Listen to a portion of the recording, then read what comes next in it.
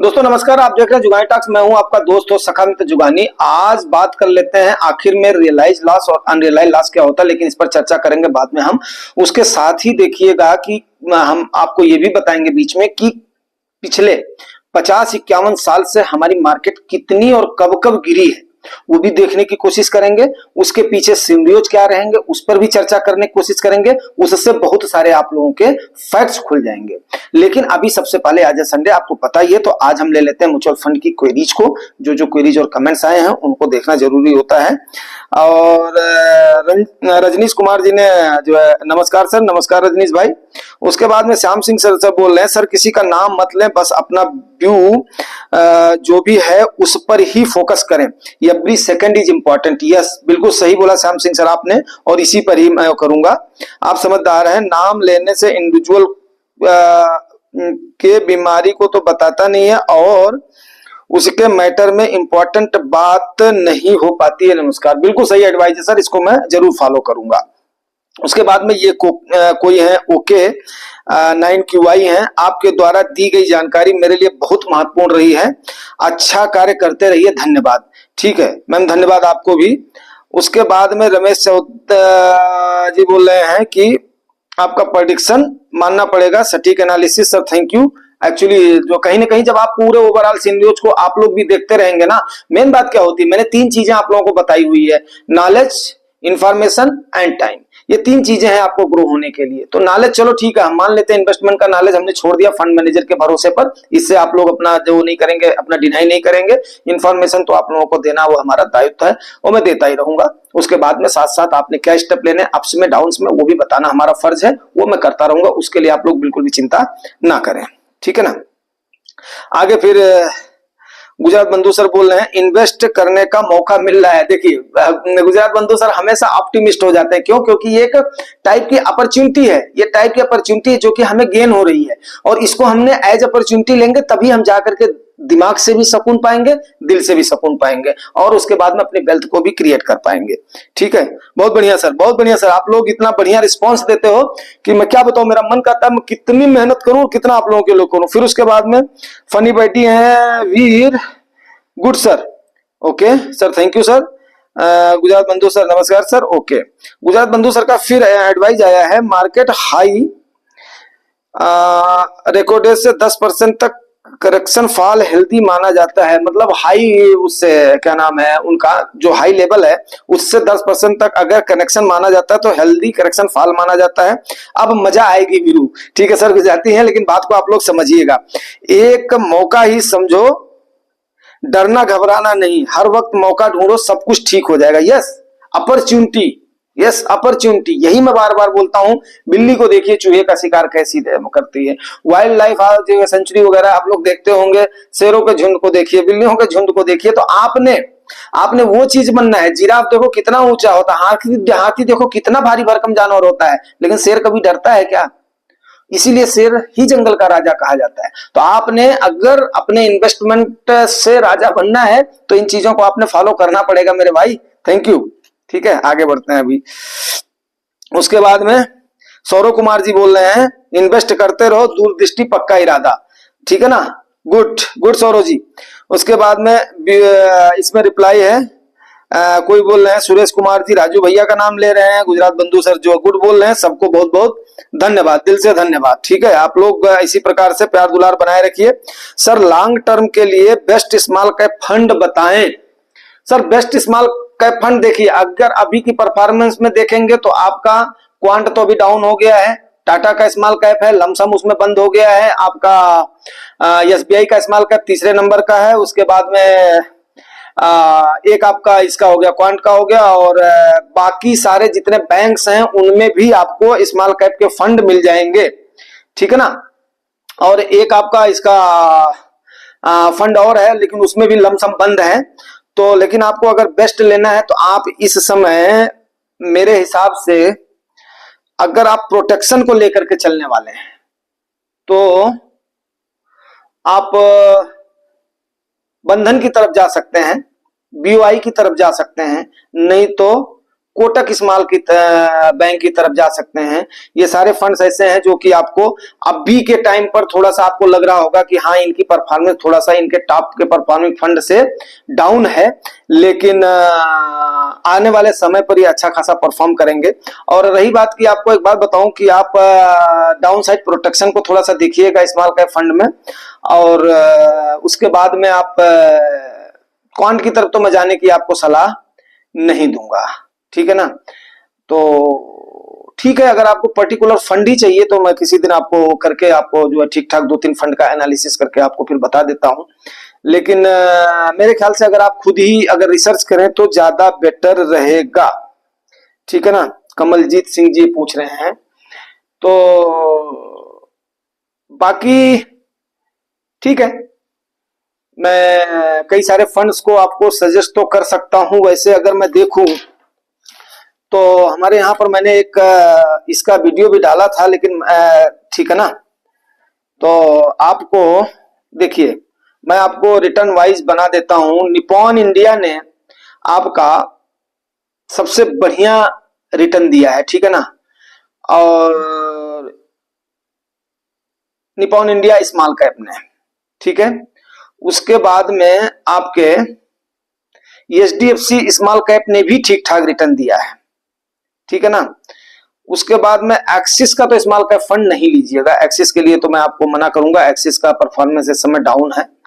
तो आप अगर जाना चाहते हैं तो आप जो है निपॉन इंडिया में भी जा सकते हैं, कोई इसमें दौर, लेकिन लमसम उसमें भी बंद है।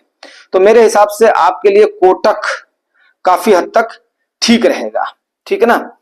कोटक का स्मॉल कैप फंड आप ले लीजिए, वो आपके लिए मेरे ख्याल से उसमें आपको डाउन साइड प्रोटेक्शन भी रहेगा, ये भी रहेगा, लेकिन उसको आप अगर रिसर्च डीपली नहीं करेंगे तो फिर आपको फंड समझ में नहीं आएगा। लेकिन ये केवल एक एजुकेशनल पर्पस मात्र के लिए है, मेरा कोई भी ये नहीं, इसके लिए कोई अपना सेशन नहीं है, ठीक है ना। और उम्मीद करता हूं कि जानकारी आपको जो है आ गई होगी, समझ में आ गई होगी। गुजरात बंधु सर फिर बोल रहे हैं, गिरावट का आज तीसरा दिन है, 4/10/2024 लमसम करने का मौका, कुल राशि का 50% आज डाल दिया, गिरे तो और 25% डालना है, माती अपडेट दीजिए। सर गुजरात बंधु सर, ये बात आपकी सही है, एक दिन पहले आपने पूछा था, आई एम सॉरी मैंने इसको वो नहीं दिया। 50% आपने डाल दिया तो ठीक है, लेकिन आपको हमने थोड़ा सा, आप वैसे तो आप काफी समझदार हैं, लेकिन थोड़ा सा जल्दीबाजी आपने करी है। जल्दीबाजी करी है मींस क्या है कि आपको अभी तक 20 या 25, क्योंकि 5% की करेक्शन हुई है, जब तक 10% का करेक्शन नहीं होता तब तक मेरे हिसाब से क्या है, ज्यादा पेस नहीं बढ़ाना। क्यों?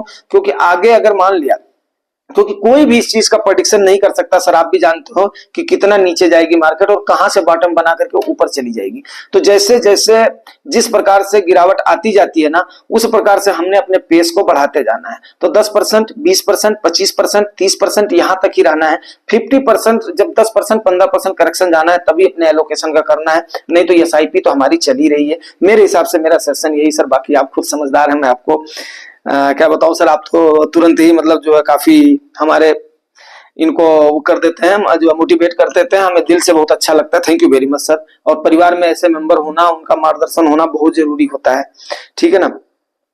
30/9/24 को 51,000 का प्रॉफिट बुक करने के लिए 2,25,000 रिडीम किया था, वो गिरते मार्केट में काम आ गया। अब मैं सीखा, मार्केट ऑल टाइम हाई पर हो तो प्रॉफिट अच्छा खासा हो, फंड 1 साल पुराना हो। अरे वाह सर, वाह वाह वाह, फंड 1 साल पुराना हो और 1,25,000 तक का प्रॉफिट हर साल बुक कर अगली गिरावट का धीरज तक मौका संभाल करो, फिर इन्वेस्ट कर देना सही रहता है। एसआईपी कंटिन्यू रखिए, अपनी आमदनी का 10वां हिस्सा।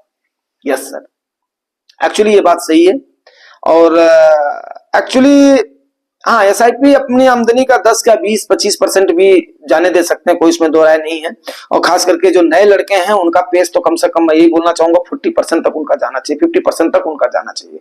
हाँ, जो थोड़ा सा अपना पुराने हो गए हैं वो 10 से 15%, 20% अगर जाने देते हैं तो यस सर, आपकी सलाह एक्चुअली काफी अच्छी है।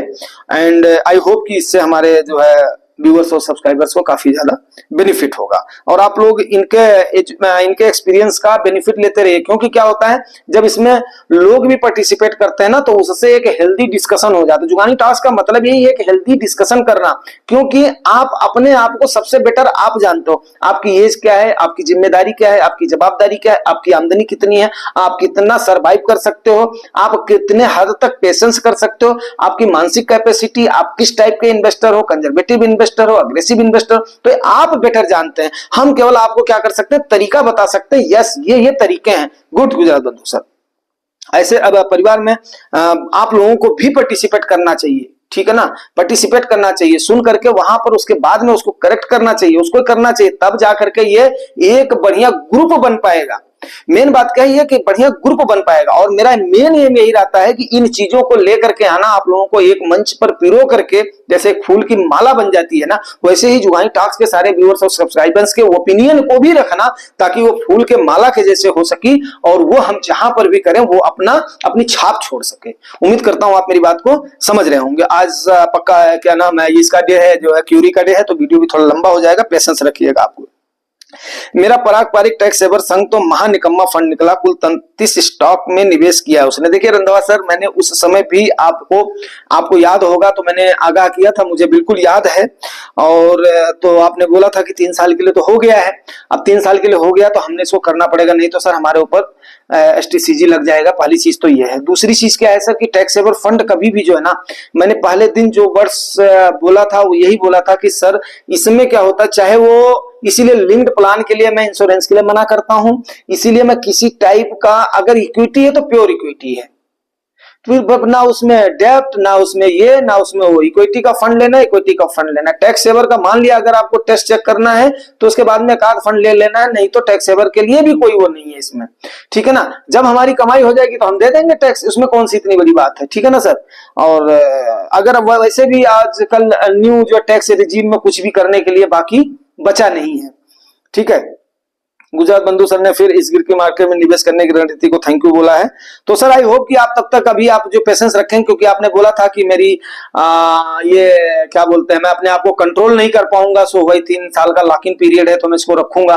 तो सो भाई उस समय भी मैं मतलब जो है, आपको याद होगा कि मतलब मैंने उस समय आपको बोला था कि सर ये थोड़ा सा डिसीजन आपको बाद में पेन देगा, और आई होप कि अभी थोड़ा सा और जाएगी तो पेन आपका जरूर बढ़ेगा। लेकिन ऐसा नहीं है, बैंक से तो ज्यादा देगा, इसमें कोई दो राह नहीं है, बैंक का डबल तो दे करके जाएगा, ठीक है, कहां जाएगा। चलिए sir thank you. Vijender sir बोल रहे हैं आपके वीडियो को ऐड मिलने लगे, मतलब चैनल चल निकला है। आप सभी और आपको और सभी साथियों को बहुत बहुत बधाई सर, बहुत बहुत धन्यवाद।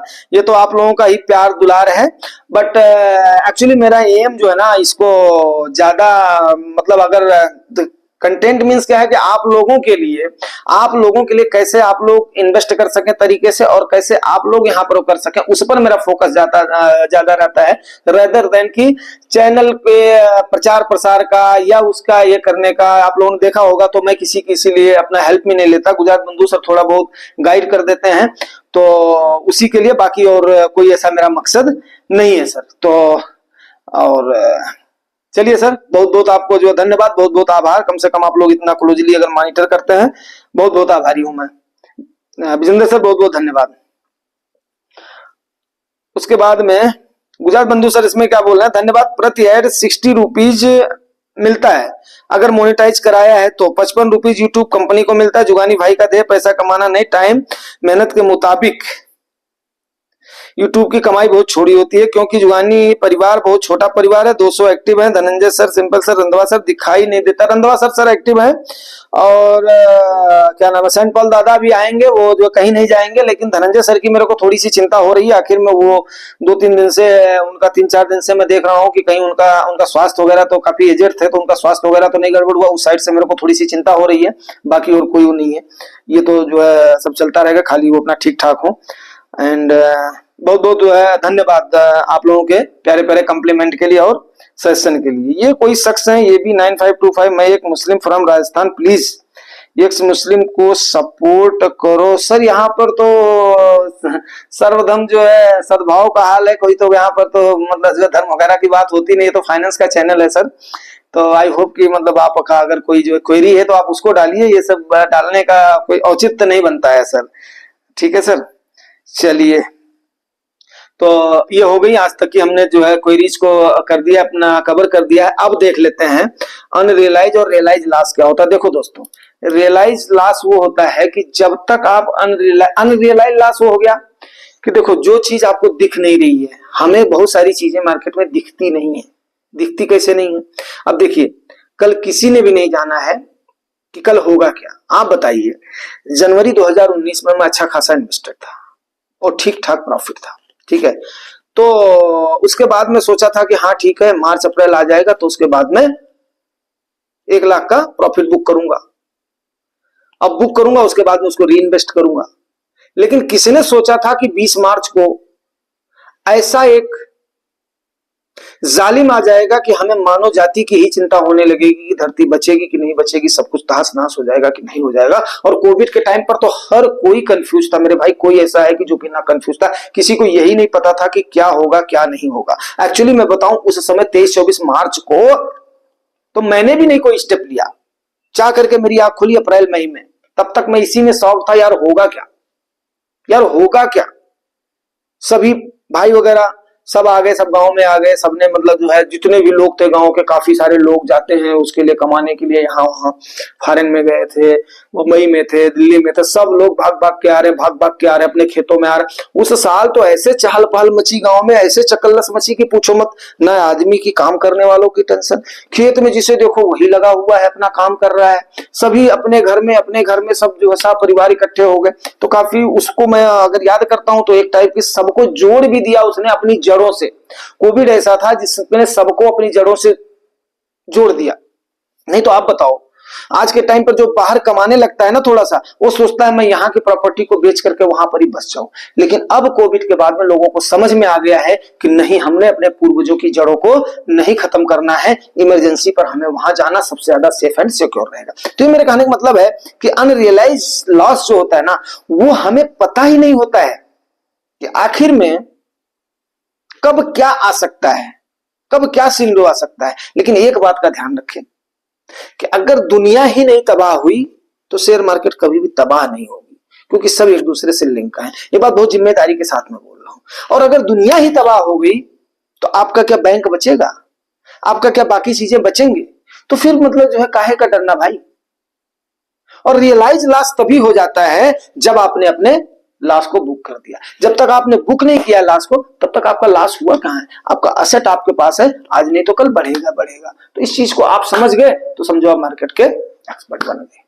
बात मेरी समझ लो, बड़े सीधे और सिंपल भाषा में मैं आप लोगों को समझाता हूं दोस्त मेरे ख्याल से ही कोई भी इस टाइप से इन चीजों को एग्जाम्पल दे करके आपको समझाता होगा, आपको ऐसा लगना चाहिए कि यस, मेरे परिवार का कोई सदस्य हमें बता रहा है उन चीजों को। इमरजेंसी फंड, अपॉर्चुनिटी फंड आप लोगों को बता दिया हूं। अब हम देख लेते हैं यार, देखो 1973 में हमारी मार्केट थी नहीं, लेकिन उस समय मार्केट जब गिरी थी ना तो 48% गिरी थी जो बाहर की मार्केट थी। 1980 में हमारी मार्केट थी, बहुत छोटा सा उसका हाल था। तो वहां पे आपकी मार्केट जो गिरी थी, जो ड्रॉट आया था ना, वो 27% गिरी थी, ठीक है। काफी ज्यादा वहां पर भी तेल का खेल हुआ था।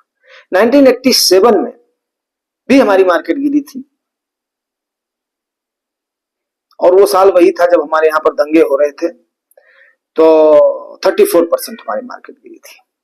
वहीं पर ही 1990 में आपको पता है, अब यहां से मैं आपको एक्सप्लेन करना शुरू करता हूं क्योंकि तब मैं मैच्योर हो गया था और यहां से हिस्ट्री मेरे को भी पता होनी चाहिए, तभी मैं आप लोगों को बता पाऊंगा। एक्चुअली पीछे का मैं इतिहास इसलिए नहीं जानना चाहता, वो हमारे दादा बाबा का टाइम था।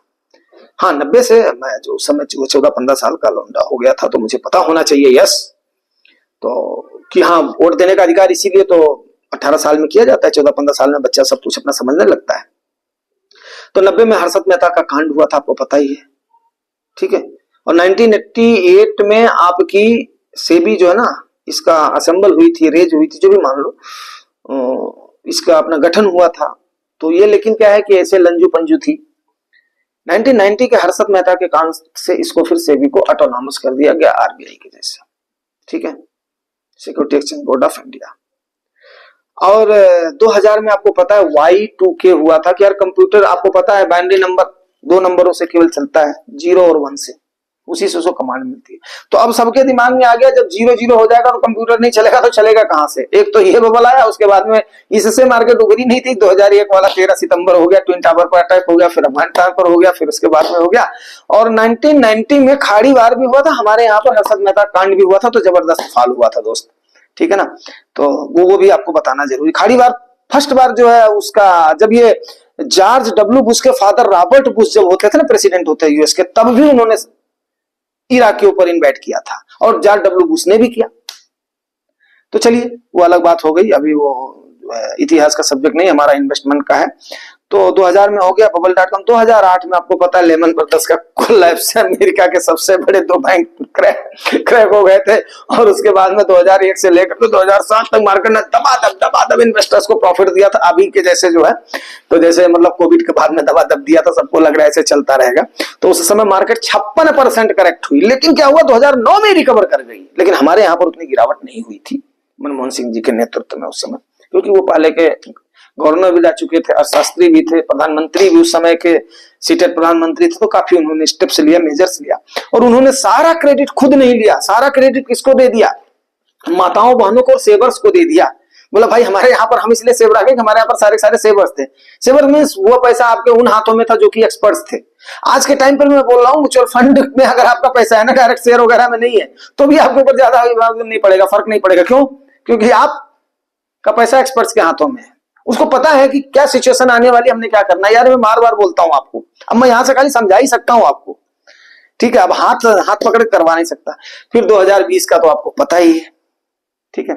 तो इसलिए 2024 में इतना, आप देखिए कितना सम संख्या में, 87 मान लो, 80 एक बार, 90 2 बार, 2000 3 बार, 2008 4 बार, 2020 5 बार, और 2024 में देखते हैं अभी तो 5% का करेक्शन है। तो मात्र करेक्शन नहीं कह सकता हूं, एक जर्क है, नी जर्क बोलते हैं इसको, ठीक है। तो अभी कुछ भी नहीं है, कल देखते हैं मंडे को क्या होता है। तो उम्मीद करता हूं यार जानकारी आपको ठीक लगी होगी। ठीक लगी है तो रिवार्ड जरूर करना। रिवार्ड आपको पता है यार क्या करना है, प्यार दुलार बनाए रखना है और क्या करना है। Thank you very much.